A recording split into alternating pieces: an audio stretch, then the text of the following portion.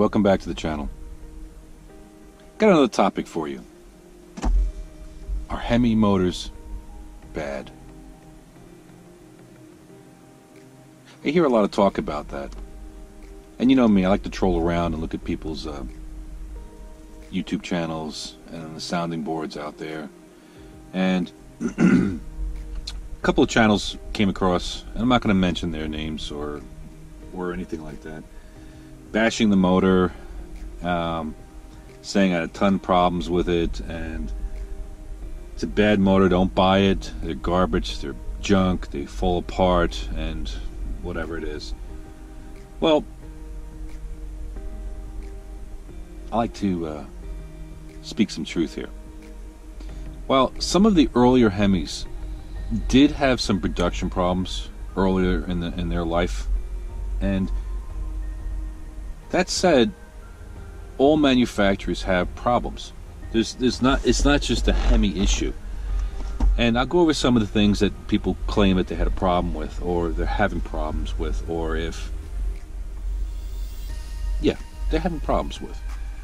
We're going to go over timing chains, drop valve seats, camshafts, MDS systems, which is the lifter issues and all that kind of stuff. And kind of going to talk about that, and then maybe go over some truths and non-truths, if I'm saying that right. I don't know if that's the right word or whatever it is. And and the exhaust manifold bolts. Okay, first bow. Yes, Hemi engines did have some issues or quality control issues when they first came out. There's no dispelling that. That is a true subject. But think about how many of those engines are out there in Dodge trucks and cars and all that kind of stuff. There's a lot of them out there. A very small percentage of them had issues. When you look at the Hemi engine and the design, it's a very stout engine. The 5.7s, 6.1s, 6.4s, you know what I'm talking about. They had, yes, there is some cost cuttings, but that's with any engine on at this level. They have cast pistons, cast cranks, so on and so forth. I think the SRTs, the 6.1s and 6.4s had steel cranks, but then also had hypereutectic pistons, which is a cast piston. That's just every manufacturer. You don't get into the high performance Ford stuff until you get into the Hellcat motors and everything. That's a whole different motor setup, and it's a whole different build basically. But for a mass produced engine, that's typically what you get. But the architect of the engine is extremely stout. The sturdiness of the block, the way the main caps are set up is similar to an LS1 setup or LS setup or whatever it is. It's almost identical, to tell you the truth. And actually, they were the first ones to come out with that, believe it or not. Not the LS motors. Chrysler always had that cross bolt setup way back when, but that's another topic. They also had, let's just go over the main, the facts of that engine, of what the main problems are. And yes, for the 5.7 guys, or with any of those engines with the cast iron exhaust manifolds, like in the trucks and all that kind of stuff, yes, they did have bolt problems. Either the bolts are coming loose or they're breaking from the expansion and contraction of those bolts.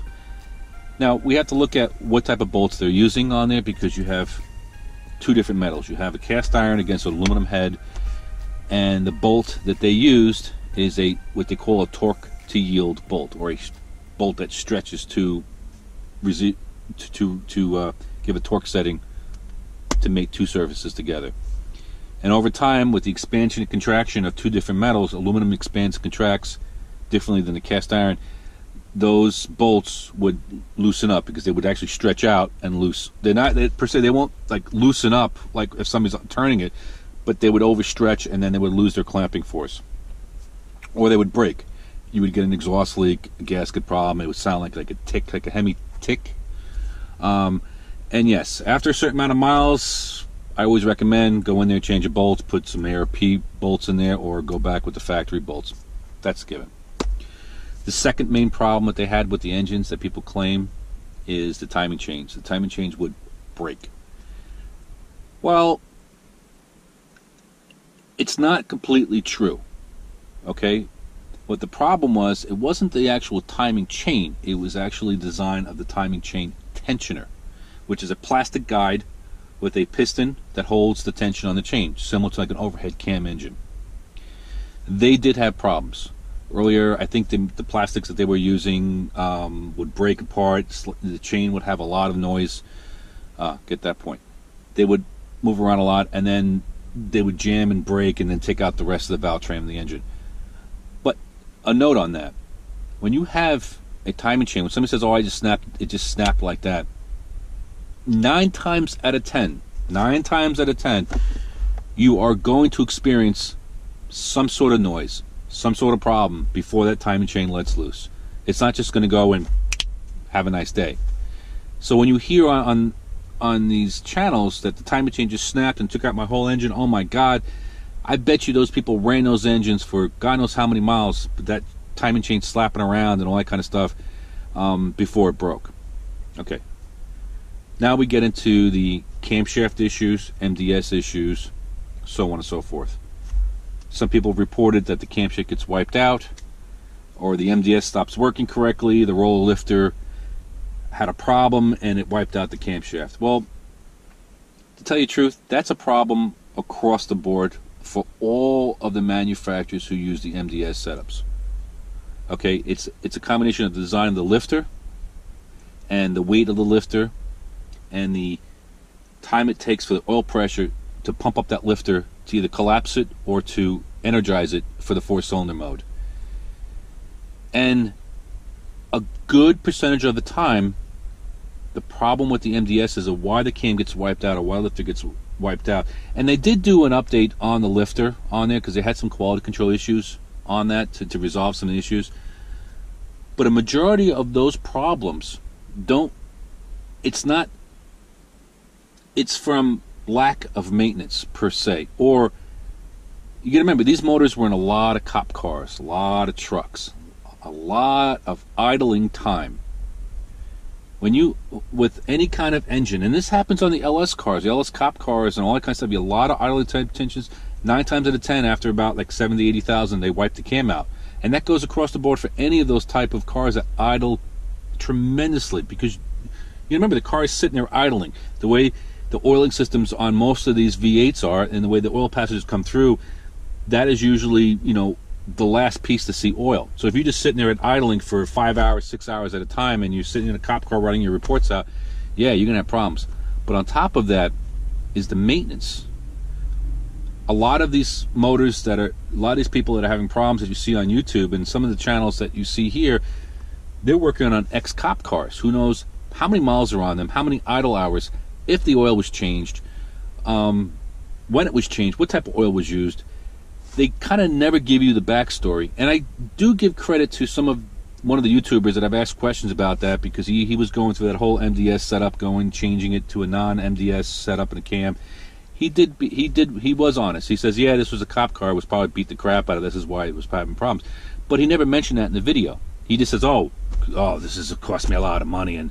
But I think he bought the cop car knowing that it had a problem. And you could just see when they take apart these motors. That's another thing too. When you take apart these motors and they show pictures of them and bashing the motors, you look at the head. It looks like baked on oil. To me, that doesn't look like a well-maintained car. That looks like they never changed the damn oil. Look at some of the antifreeze when they're pulling the antifreeze out. It looks like it's like freaking mush coming out of there. So yeah, it's going to fail. These MDS, the way the orifices are and the oil passages, and they require a certain type of oil change intervals, all that kind of stuff that people just don't go into the background of.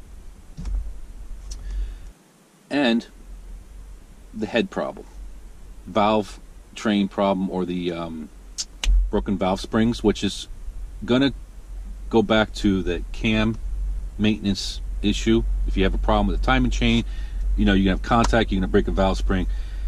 You don't know if they're over revving the engine. You don't know anything about this stuff or why this broke. Valve springs just don't break 9 times out of 10. I mean, they are, don't get me wrong, they are mechanical failures that just happen on a brand new car or anything like that. There is a certain percentage of failure, but it's just not just a Hemi related issue.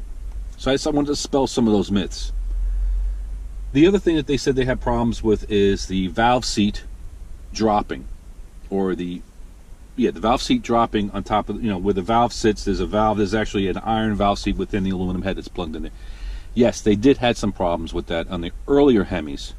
I think they resolved that issue with clearances, and they revamped that on the newer Hemis on there.